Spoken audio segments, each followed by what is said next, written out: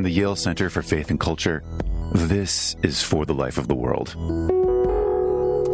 a podcast about seeking and living a life worthy of our humanity.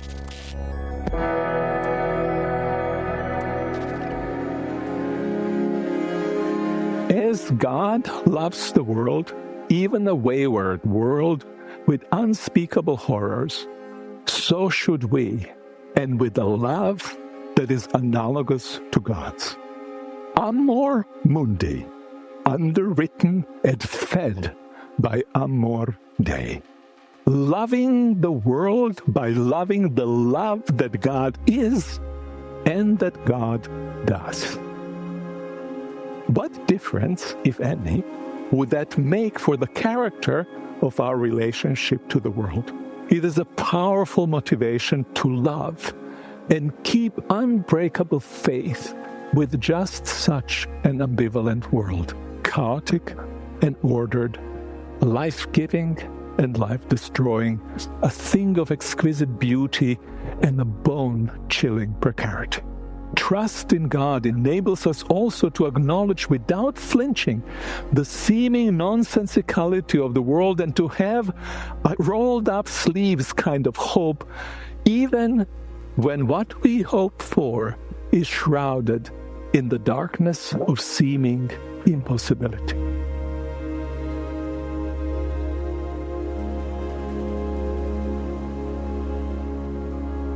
Our world, the planet itself, all sentient life, but especially humanity, needs our care.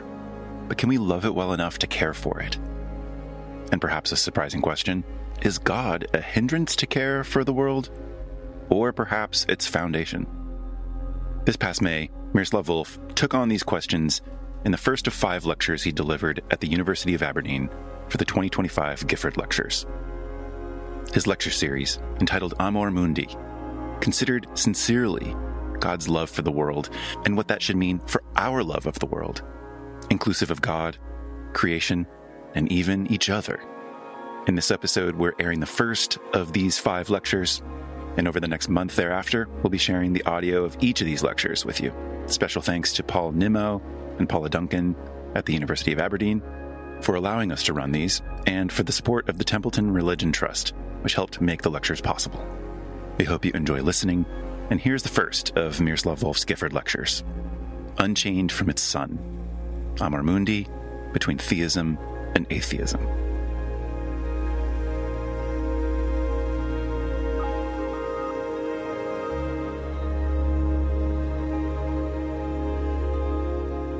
Members of the University, friends and esteemed guests, a warm welcome to this, the first of our 2025 series of Gifford Lectures at the University of Aberdeen.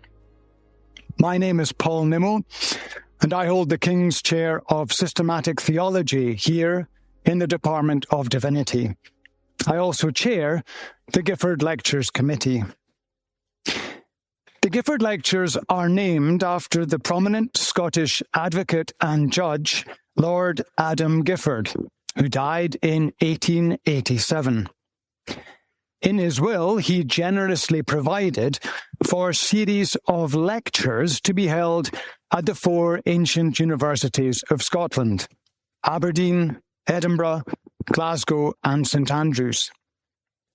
These lectures were aimed at promoting, advancing, teaching, and diffusing the study of natural theology in the widest sense of that term. Since 1888, the Gifford Lectures have become one of the most renowned public intellectual events in the world in the fields of theology, philosophy, history, and religion. Indeed, to hear a list of those who have given Gifford Lectures here in Aberdeen alone is to hear a roll call of some of the finest minds in those disciplines over recent times. Names include Etienne Gilson, Karl Barth, Michael Polanyi, Paul Tillich, Hannah Arendt, Richard Swinburne, Jaroslav Pelikan, Eleonora Stump, Alistair McGrath, Sarah Coakley, Mona Siddiqui, David Novak, N.T. Wright, and Murray Rubin. For the Gifford Lectures of this spring of 2025, for which we are deeply grateful to have the support of the Templeton Religion Trust, Professor Volf, we are thrilled that in your busy schedule, you have been able to make time this spring to come to Aberdeen to deliver a series of Gifford Lectures entitled Amor Mundi, God and the Character of Our Relation to the World. It is with great pleasure that I now invite you to the podium to deliver your first Gifford Lecture entitled Unchained from Our Sun, Amor Mundi, Between Atheism and Theism. Welcome.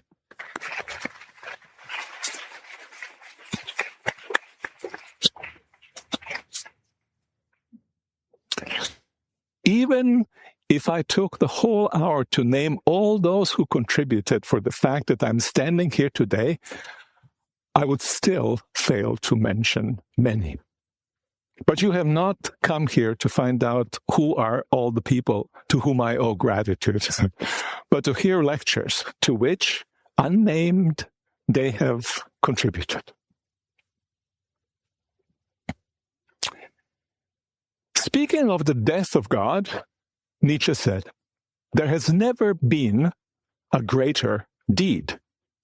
At the center of these lectures and of Nietzsche's own philosophy are the effects on our relationship to the world of both the death of God and God's aliveness. The topic is crucially important, but impossibly broad. I will narrow it by focusing on three 19th century thinkers to whom the issue was central: Arthur Schopenhauer, Friedrich Nietzsche, and Fyodor Dostoevsky. I come to this exploration with a sense of preciousness, precarity, and brokenness of the world, and in search of strong motivation to care for it, even to love our planetary home. For Nietzsche, the death of God is a metaphor for a cultural phenomenon, a key feature of modernity, namely the fact that for many people in today, belief in God has ceased to be believable. Now, I'm a theologian, so concern with the plausibility of the belief in God is part of my job description. I will leave that concern here aside and explore only some implications of a hypothetical. If God does exist, specifically, if the God of Jesus Christ, who is the God of Abraham and God of Moses, does exist, what difference, if any, would that make for the character of our relationship to the world? Put slightly differently, my concern here is the desirability of belief in God. For if we were convinced that belief in God is undesirable, the badness of God, if God's undesirable, then must be bad, right, would then eat away at the plausibility of God's existence. Hence my interest here in the effects of the belief and unbelief in God. Now, as the subtitle of these lectures indicate, I'm exploring the effects of the belief in God on our relationship to the world. This, too, seems an immodestly broad domain of inquiry, especially in our time, when micro problems of micro domains dominate many intellectual endeavors. And yet, problems of planetary proportions bedevil each of our lives. In fact, none of us can understand well even some of our most intimate desires without considering processes of global proportions. The whole and the part have never been more intertwined than they are today. A Christian theologian has another reason to attend to the whole, to the entire world. For the one God is by definition both the God of every quark and lepton and the God of the whole cosmos. It is not possible to understand well God's relation to any entity without considering God's relation to the whole world, and the other way around. To be a monotheist is to be committed to a certain kind of relationship of each to all. My question is the nature of that relationship. Now, the original inspiration for these lectures came from Hartmut Rosa's magisterial book, Resonance, A Sociology of Our Relationship to the World.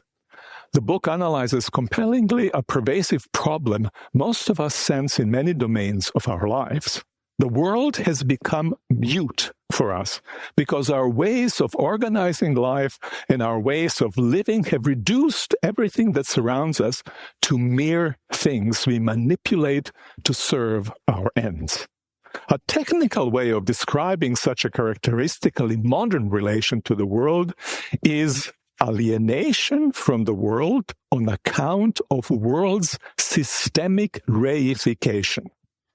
Thingification is sometimes the term that is used. Our experience of the world is akin to that of an estranged couple who, for whatever reason, must continue to live together, each uncomfortably dependent on the other, using the other as a means to their ends, and each at best indifferent and at worst hostile to the other. In response to this pervasive alienation, Rosa proposed the non-utilitarian idea of resonance. It's a kind of relation to others, both animate and inanimate, in which we can hear the other, a landscape, a city square, an animal, a person, speak to us, in which the other moves us to respond, and we are changed, enriched in the process, even if ever so slightly. Though we can create conditions of resonance, resonance itself is never fully under our control. When it happens, we ourselves and the world of drab or glitzy things becomes radiant. We can resonate with many aspects of the world. The sun's ray in the green forest, morally admirable deed, the sublimity of volcano's eruption, provided we let those aspects of the world take us on a journey of genuine encounter. But how do we relate to what is hideous, what is ghastly, detestable in the world? Can we resonate with the world while fully alert to the accelerated destruction of many species, for instance? Resonance would not only be inappropriate, it might be impossible. Now, Rosa invites us to the transformative work of expanding the domains and spaces of resonance. But what will motivate the labor of making the world a resonant place when resonance payoff of working hard on even a few intimate relationships is often doesn't work, it's not worth its effort? And what do we do if it turns out that seemingly unalterable features of our lives, economic and political systems, pervasive cultural habits, stubborn individual propensities thwart all of our individual and collective attempts as improving conditions of resonance? As a basic mode of relating to the world, resonance seems both indispensable and insufficient. But what should supplement it? What should underpin it? The title of these lectures sums up the answer which I will sketch in Lecture 4, Amor Mundi. We should love this ineradicably ambivalent world. Unsurprisingly, perhaps scandalously for many atheists and theists alike, the basic form of which my argument will take is this: as God loves the world, even a wayward world with unspeakable horrors, so should we, and with a love that is analogous to God's. Amor Mundi, underwritten and fed by Amor Dei. Loving the world by loving the love that God is and that God does. In the book, The Home of God, co-written with Ryan McAnally-Linz, I argued that God's purpose in creating the world is to make it the joint home of God and all God's creatures. That book was about the story of redemption, culminating in the vision of this worldly New Jerusalem. The present lectures are about the kind of relationship to the world required to live as a community of creation in the world as our common home. Now, this idea of Amor Mundi may be surprising, but it is not new. In the way I'm using the phrase goes back to Hannah Arendt. I think first time she wrote about it is in the Gifford Lectures of 1972, but certainly there it plays a significant, spatially minimal but nonetheless significant role. She, of course, took it from Augustine, and he from the first epistle of John, though she affirmed love for the world rather than rejecting it as St. John and Augustine do. Now, Arendt is famous for insisting in her book, The Human Condition, that love has nothing to do with the world, that it is unworldly. But there she is referring to romantic, passionate love. On the margins, on the other hand, of her work, she writes about another kind of love, which is emphatically worldly. She describes it as amo volo utsis. I love you. I want you to be. This kind of love is an unconditional affirmation of the sheer existence of humans through which they become members of a mutually shared world. For her, such love is basic to other ways we relate to humans. For instance, for treating them as bearers of inalienable rights. I will return to the way she motivates this kind of love for the world in the lecture 4. She restricted Amor Mundi to the world of humans, however. We should expand it, I think, to include all creatures. Now, I imagine that many will experience my thesis that we should love the world unconditionally the way we experience fireworks going. A moment of two after the bang of initial statement, a break into many questions. What does love mean here? How can it have a world as its object? And the horrors, should we love them too? I will get to these questions in lectures 4 and 5. For now, it is important to note that my theme is our emotional stance toward the world and our commitment to keep faith with it no matter what. It is not the many ways we need to change the world. The world, our planetary home, certainly needs to be changed, improved. But it needs even more is to be rightly loved. Before I continue, 3 brief comments on one key word in the title, world. First, world here refers to everything that is not God, the entire universe, and any parallel universe if such exists. Though I will focus more narrowly on our planet. God is the creator. It's narrow, right? God is the creator, and as the prologue to John's Gospel says, all things are creatures. Each different creature, and all equally creatures. Needless to say, humans, too, are squarely on the side of creatures, and latecomers among them at that. We have never existed and cannot exist without the world. World can exist and has existed for billions of years without us. Second, We humans are part of the world, that part of the world, which in a unique way relates to the world, including ourselves. When we humans appear, we begin to leave traces and increasingly deep and deadly lacerations on the world, and the world becomes for us and for other sentient beings what it has not been without us. We experiencing and acting subjects and the world as a mesh of sentient and insentient beings are kind of two poles, the self pole and the world pole, so to speak, of the relationships that constitute mutually them.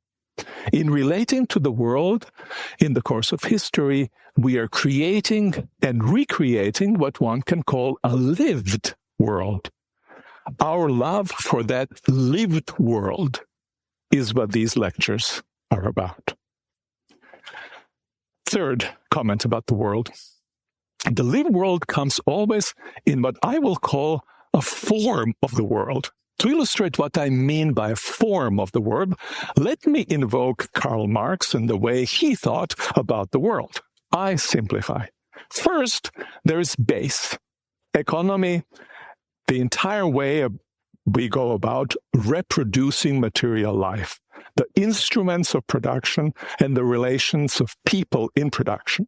Then there is a superstructure, culture, that at least in part serves to articulate and legitimate a given way of reproducing material life. Following Charles Taylor, today we tend to call this social imaginary. Finally, there's the way in which an individual experiences the world. It is uniquely their own, while in part shaped by both the base and the superstructure. So 3 dimensions, material, cultural, and very personal, influence each other, and in the way we understand them, make up a given form of the world. Now, if you are a Milton Friedman kind of capitalist, you will reject key elements of Marxian form of the world. You will repudiate social ownership of means of production and insist on sovereignty of private property. You will want to base distribution of benefits on merit rather than on the principle from each according to their ability and to each according to their need. And in opposition to Marx, you might think that the sense of possessing in no way distorts genuinely human experience of the world. If, on the other hand, you are a Marxian kind of socialist, you will think that Friedman's form of the world is so bad that it must be overthrown. The two perspectives are radically opposed to one another. This is the clash between the capitalist and socialist over the right form of the world, not over the love for the world, in my sense, but over the right form of the world. In the New Testament, one finds a roughly analogous contrast. In St. Paul's writings, there is an imperial form of the world with its God, its own set of material and social relations, its own kinds of rulers, its own wisdom and glory, the form of the world which he insists is passing away. There's also the coming form of the world, with its own wisdom and glory visible now in the crucified and resurrected Jesus Christ. What counts as wisdom and glory in one form of the world counts as foolishness and shame in the other. Love for one implies rejection of the other. Now, this distinction between the world as such and the form of the world can keep confusion at bay. We can reject, possibly even hate one form of the world without rejecting the world as such. Indeed, we can reject and hate one form of the world because we love the world as such and desire for it to have a particular form. Now, equally importantly, the distinction between the world as such and the given form of the world is the cosmological presupposition of the kind of love toward the world that is more than mere appetite. Mere appetite being my love for flourless chocolate cake. more than attraction to some intrinsic work, like my love for Zimbabwean Shona art.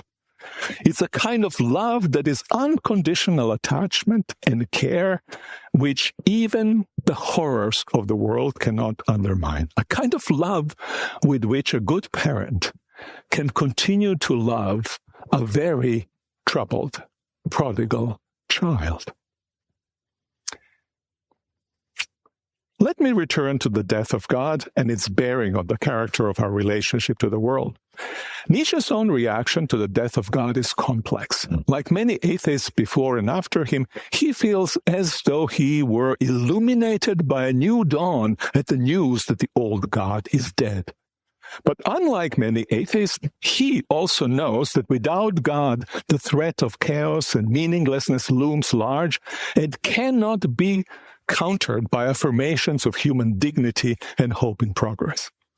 Now, I will start with the first reaction to the death of God and then take up the second. Horizon of possibility, which the Almighty and All-Seeing kept closed in all direction except one, is now open, Nietzsche writes.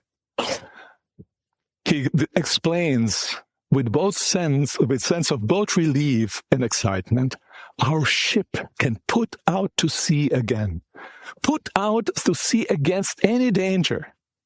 Every risk of the knower is permitted again. The sea, our sea, lies here open again. Perhaps there has never been before such an open sea.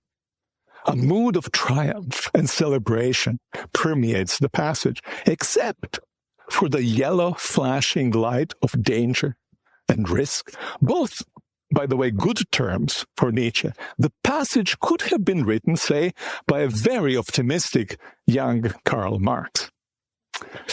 For Marx, whom Nietzsche never mentions in his writings, atheism is unambiguously positive phenomenon. Human beings who owe their existence to God cannot be free.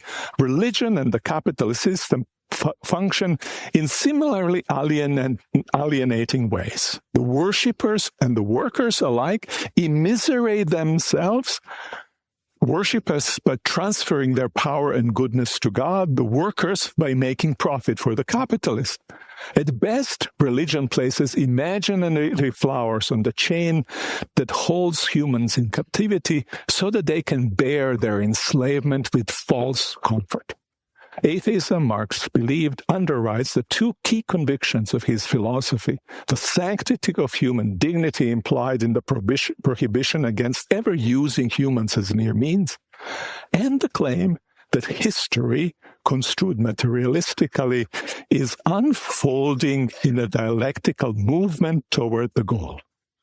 These two convictions, both borrowed and amended, one from Kant, the other from Hegel, assure us that the kingdom of freedom will come, that all exploitation and suffering will be gone, that each human will be freed into creativity.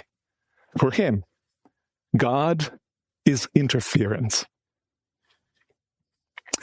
The sense that one must be freed from God because God is inimical to life, that atheism liberates and opens horizons of possibilities, is still today among us 2 centuries after Marx and Nietzsche. Many modern atheists contend that belief in God distorts humans' relation to the world.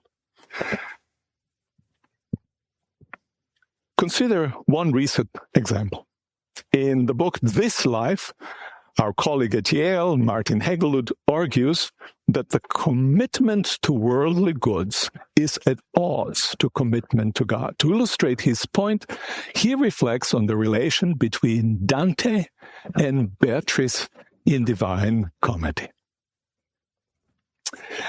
Arguably, Divine Comedy is the most compelling artistic articulation of the medieval Christian synthesis. Beatrice, who died early, was the love of Dante's life. He fell in love with her when he was 9 years old and she 8. Dante makes her his guide through paradise. When they reach Empyrean, just before he comes to see the divine radiance, she leaves him to take the seat in the white rows of the heavenly host. After giving him a glance with a smile, she turns back to the internal fountain. That was the last glance, last smile of hers that Dante would see. When he himself sees then divine radiance, he realizes whoever sees that light is soon made such that it would be impossible for him to set that light aside for another sight. With the eyes locked in on God, even what was most precious to Dante in this world is forever lost to him. Haglund writes, "There is no Dante in Beatrice's beatitude, and there's no Beatrice in Dante's beatitude." Within the world of the Divine Comedy, Beatrice does not ultimately matter to Dante as herself, only as means to God. With faith in God, everything in the world is relativized, desirable only as a proverbial ladder that one kicks after having climbed the wall. For Haglund, the hope for everlasting life in the world to come would be life-denying even if we did not take God to be the sole content of human fulfillment. Let's say that after Dante's death, he and Beatrice are united in the heavenly glory, and they look into each other's eyes with love. What we might think would follow is living happily ever after, unthreatened by fragility and death. Haglund disagrees. In his view, we can care only for things that we can and eventually will lose. Only finite life, a life that can be damaged and that can be lost, can be loved. Fragility and death, he argues, are conditions of care. So whether we claim that God is the content of human fulfillment or the source of the everlasting communion of creatures, faith in God amounts to betrayal of this life. This is Haglund. Love for God either extinguishes Dante's love for Beatrice, or everlastingness of their common life cools it into indifference. Love for God and hope for the world to come and hope for the world to come make love for this world impossible. In the course of these lectures, I will contest the claim that love for something or someone presupposes fragility and death, that it rests either on possible or actual lack. That will be one element of the negative, critical side of my main and positive argument that faith in God of Jesus Christ motivates and makes possible our love for this fragile and troubled world. Now, it's fairly easy for theologians to respond to the general charge that the old God, to use Nietzsche's phrase, is an enemy of life. Even in Augustine, a preferred and easy target of critics, who can be legitimately faulted for excessive otherworldliness, we find resources to push against indifference toward the world. Commenting on what looks like world-hating command in John 1, in 1 John 2:15, do not love the world or things in the world, Augustine describes creation how? As a beautiful ring God designed to make for humanity and made for humanity, a bride destined for union with God. It would be as strange for a bride not to love the ring as it would be strange for her to love the ring more than the one who gave it to her, to prefer ring to the union between them. Even in a state of eternal blessedness, love for created goods is not entirely extinguished. That's Augustine.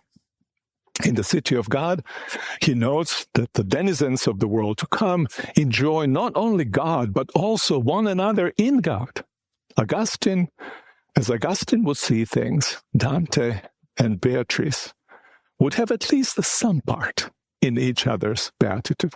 Whether that's enough, I'm not sure. In Lecture 5, I will return to 1 John and his command not to love the world. In general, biblical traditions are much more world-affirming than Augustine would grant. Even the world to come is not heavenly, but worldly, I think. The portrayal of the New Jerusalem in the book of Revelation illustrates well the worldliness of the early Christian eschatological imagination inherited from Jewish hopes as we find them in the Hebrew Bible. Commenting on the New Jerusalem in the home of God, Bookholm God Rand, McAnally Linz, and I write, one's intellectual sensibilities would have to be trained in Plato's school to miss the sounds, sights, smells, tastes, and textures of lively and vivid materiality of the New Jerusalem. Though the city is in God, what its denizens see when they look around, it is not God. And the world in God. They see the world made radiant by God's presence in it. But indwelling creatures, the invisible God who can be seen only as invisible, that's a paradox, but true one, makes creatures radiant with the glow that God's presence in them bestows on them. The New Jerusalem has God's glory and radiance. It is not a window onto them. The creatures are translucent, not transparent. Earthlings as we human are, it is only fitting that our beatitude consists in enjoying God, and creatures, just as our earthly lives, should be oriented toward loving God and loving God's creatures. To love the world, to delight in it, to care for it, we don't need to be freed from the God of the biblical traditions. Atheists like Hägglund think they're storming a citadel. As I will show in Lecture 4, its doors were flung wide open at the beginning of biblical story, closed perhaps tentatively for a while, and have now been open for at least a century and a half. God is inimical to some forms of the world, but certainly not to the world itself. So much about the death of God as an act of liberation. Earlier, I mentioned another side to Nietzsche's take on the effects of God's death on our relation to the world. He believed that progressive visions like Marx, conservative ones too, must rely on cultural effects of a God who is assumed to be dead. Nietzsche calls such effects God's shadow, and he himself feared, not hope, that the shadow of God may bedevil humanity for thousands of years. His madman, figure in Joyful Science, articulates the effects of the death of God powerfully in the disconsolate image of an unchained earth. Where is it moving now? Where are we moving? Away from all suns? Are we not constantly plummeting? And backwards, sideways, forwards, in all directions? Do up and down still exist? Aren't we just straying as through an endless nothing? Don't we feel the breath of empty space? Hasn't it grown colder? Isn't night and ever more night closing in on us? Don't we have to light lanterns in the morning? The death of God, indeed the killing of God, and the unchained earth are powerful images. More prosaically, Nietzsche noted that our entire European morality, all of it, built on the belief in God, will have to cave in. All talk of equality, of human rights, of democracy, of civilizational progress, and certainly all utopian visions of the realm of freedom rest on the airy foundation of a mere shadow. Nietzsche's claim that without belief in God, European morality becomes unimplausible, is radical, and as you can imagine, it is contested. I will not discuss the issue in these lectures. Instead, I will focus on another effect of God's death Nietzsche identifies, the one that seems to me uncontestable. Now, in addition to the cosmic metaphor of straying through endless nothing, Nietzsche also uses the aquatic metaphor of open sea. Now, not a space of freedom and possibilities, but in an important sense, the very opposite. In a crucial passage that comes immediately before the madman's speech, the sea is not just open. The sea is infinite. We've left land and gone to sea. The bridge is behind us. What's more, we've broken off the land. It's behind us. Now, little ship, see to it. Beside you lies ocean. And truth be told, it does not always roar. And sometimes it lies there like silk and gold and dreamy kindness. But the hours will come when you will realize that it is infinite, and there is nothing more terrifying than infinity. O poor bird that felt itself free and now slams against the wall of this cage.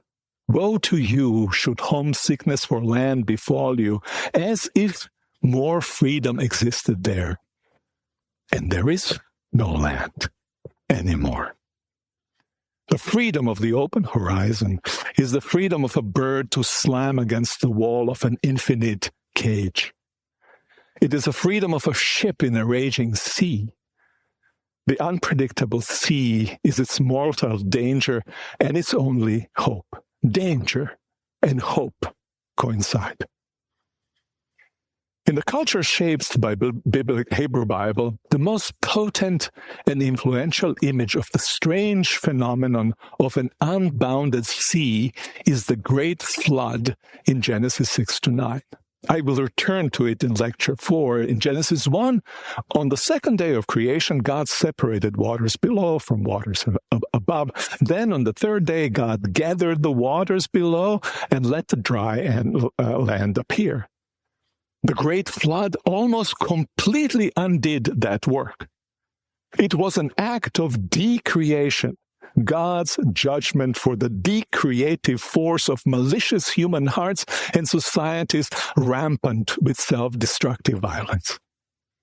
After the death of God, Nietzsche imagines the world in just such decreated state. Except that, unlike righteous Noah, all humans, themselves a bundle of more or less chaotic drives, sail on their little ship in chaotic waters without a determinate goal and with no hope of protection. This is a key aspect of Nietzsche's form of the world.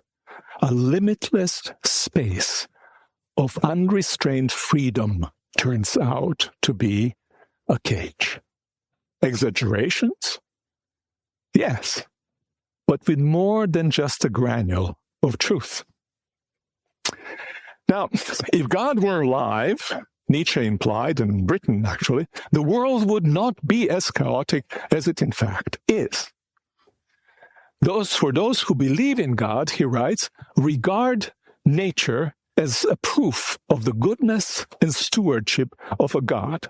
They interpret history in honor of divine reason as constant demonstration of the moral world order and moral ultimate purposes. They interpret their own experiences as if everything were providence, a sign, thought out and ordained for the sake of the soul's salvation. That's Nietzsche. Nietzsche has in mind here not just Christian learned and pious accounts of providence, but also Hegel's philosophy of history and perhaps socialist hopes that rest on the progressive accounts of history as well. For Hegel, this world is divine, All the horrors of nature and history notwithstanding, in the imagery of Jesus' story of the prodigal, the world is God's son away in a foreign land, nudged by hunger and debasement to return to the Father's home. Such linear accounts of history are highly abstracted and in some cases secularized rendering of the way in which many Christians mistakenly, I think, understand God's providence. God directs the great rivers of history as well as most minute happenings in individual lives so that they all conform to reason and moral order. The bumper sticker version of this idea is everything happens for a reason.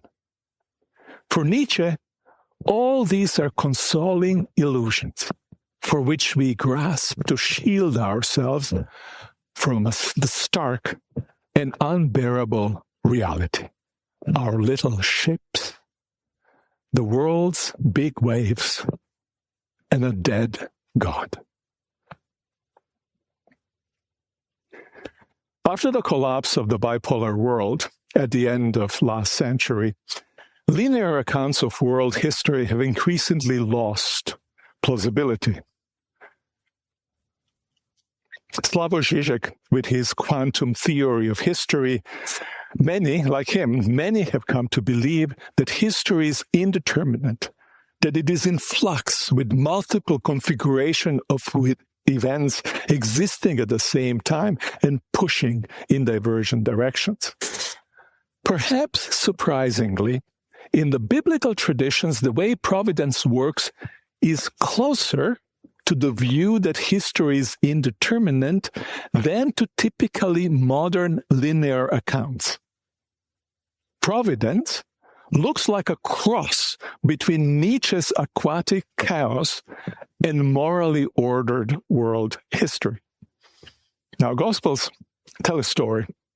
Tell a story about disciples caught in the fierce storm that was threatening to capsize their boat while Jesus was sleeping in the bow. In mortal danger, the difference between a dead God and a sleeping God is in one sense negligible. As long as God is sleeping, God might as well be dead. In another sense, of course, the difference is between life and death. For sleeping God can wake up, which is what happens in the gospel story. The story is, however, about what can happen, not about what happens as a matter of course. It would be an understatement to say that God does not calm every raging storm, every rage for a boat that is in danger. Consider for a moment the state of the world through the lens of biblical traditions. First, each one of us, no matter how well resourced and shielded, can at any moment succumb to an unspeakable affliction, as did the powerful and righteous Job. Even when Job's fortunes were restored, the voice from the whirlwind gave him no assurance that the disaster would not strike again. Second, we live among people. Many of us are the people who, like the children of Israel, groan under cruel oppression and destructive violence of today's pharaohs. In the biblical story of Exodus, God was sleeping in the storm that was the Israelite slavery for 430 years. So long, in fact, that they seemed to have forgotten God. In affliction, they did not call on God, but groaned until at long last, God remembered the covenant with Abraham and delivered them. Third, we humans share our planetary home with other living beings who, though each in its own right a marvel of creativity and beauty, wordlessly, but from the depth of their being groan for liberty, as Paul writes, likening suffering of non-human sentient beings to the suffering of the ancient people of God in Egypt.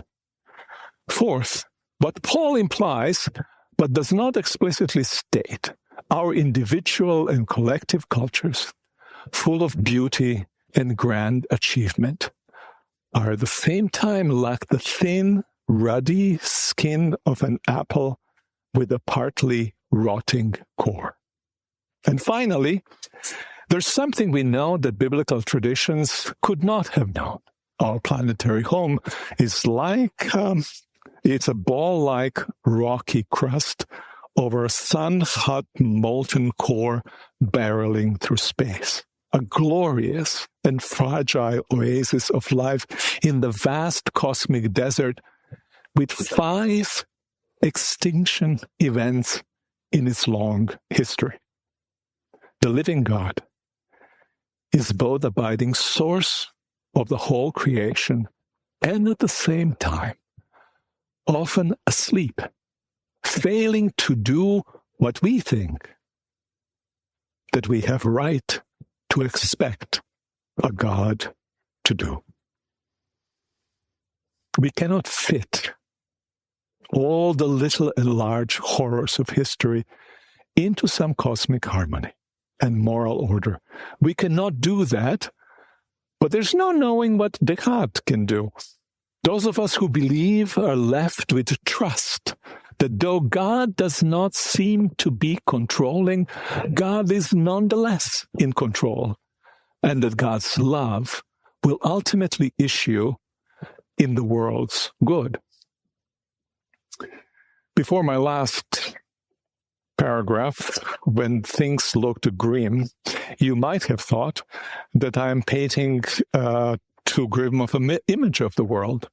Now let's take another look at it.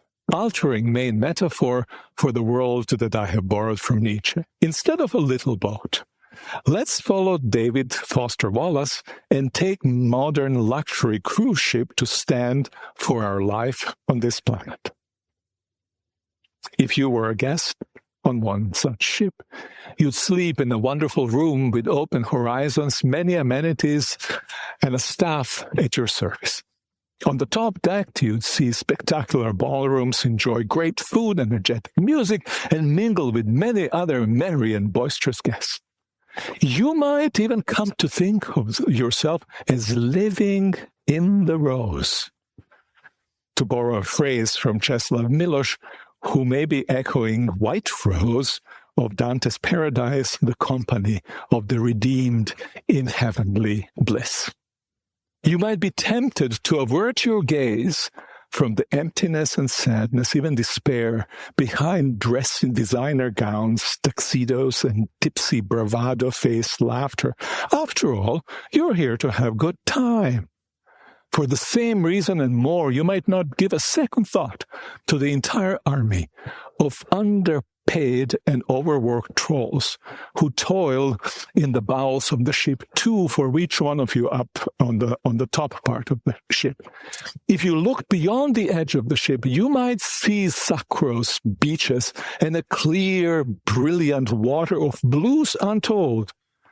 But you'd likely block out the thought of an occasional tsunami which destroys everything on those beaches along with any cruise ship nearby. I was writing this on the 20th anniversary of 2002 Indian Ocean earthquake and tsunami that devastated the coast of Sumatra. That's largely our world. Toil and sweat in the bowels below, enjoyment and partly false glamour above, and great deal of pollution and garbage left in the trail. There's beauty, too, and much of what is good, both on the ship and around it. The world and our lives are deeply and ineradicably ambivalent. What's true of lives of all good Christians, according to Martin Luther, namely, that they are righteous and sinful at the same time, is, in significantly different sense, true of the world as a whole. Though God is fully alive, keeping all things in existence, we often find the same God asleep when our boats are about to capsize. You may wonder whether we can believe in such a God, let alone give God our whole-souled love. In these lectures, I will sidestep this difficult and burning question, leaving it to those with a calling to work on the problem of theodicy. Instead, I will concentrate on what trust in the God of Jesus Christ makes possible.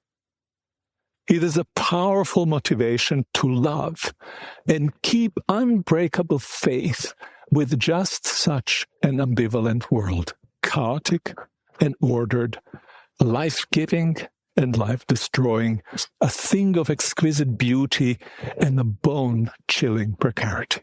Trust in God enables us also to acknowledge without flinching the seeming nonsensicality of the world and to have a rolled up sleeves kind of hope, even when what we hope for is shrouded in the darkness of seeming impossibility. My next two lectures are about two atheists for whom our relationship to the world was central concern. First, Schopenhauer came to consider a world without God to be stupid, blind, insane, questionable. As for many today, abiding pleasure, untroubled by pain, was his highest value, but he found suffering to be the deepest truth about the world. Inspired by Eastern religions, he sought salvation in the will to nothingness. His hatred of the world was his disappointed love, and his love the craving of an unfulfillable void. I will end by suggesting that Schopenhauer's account of craving has strong affinities with the late modern desire that seems so much like love for the world, but is in fact largely a certain kind of hatred for it.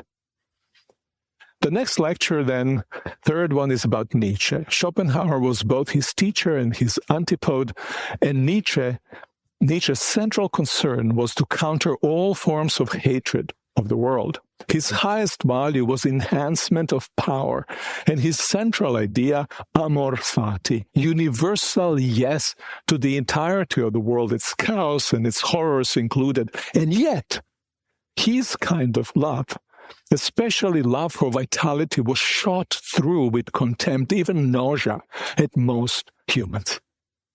I engage here Nietzsche and Schopenhauer above all because their chief value, one is power and second is pleasure, are crucial for many today.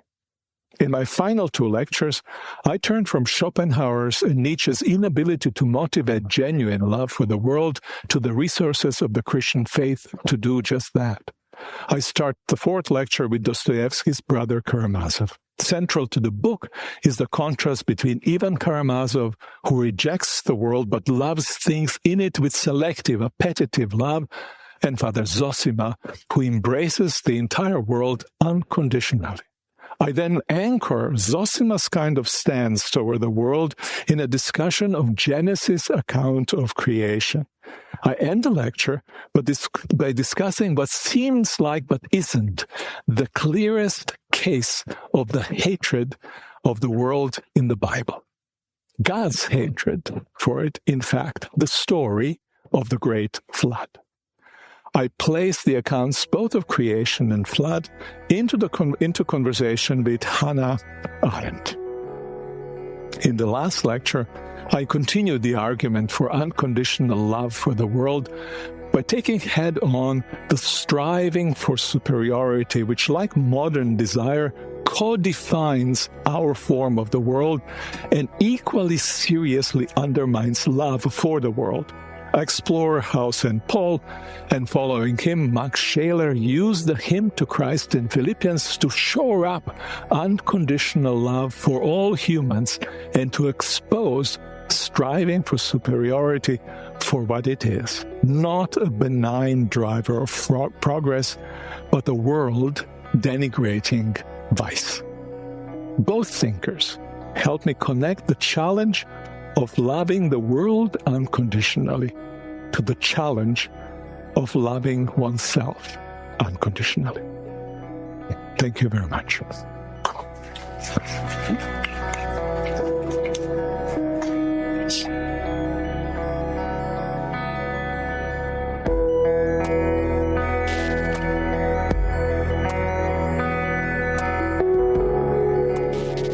For the Life of the World is a production of the Yale Center for Faith and Culture at Yale Divinity School.